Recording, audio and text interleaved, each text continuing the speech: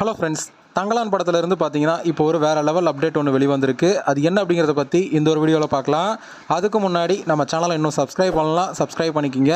வாங்க வீடியோக்குள்ளே போகலாம். ரஞ்சித் அவர்களோட டைரக்ஷனில் ஸ்டுடியோ கிரீன் ஞானவேல் அவர்களோட தயாரிப்பில் சியான் விக்ரம் அவர்கள் நடிச்சிருக்கிற படம் தான் தங்கலான்.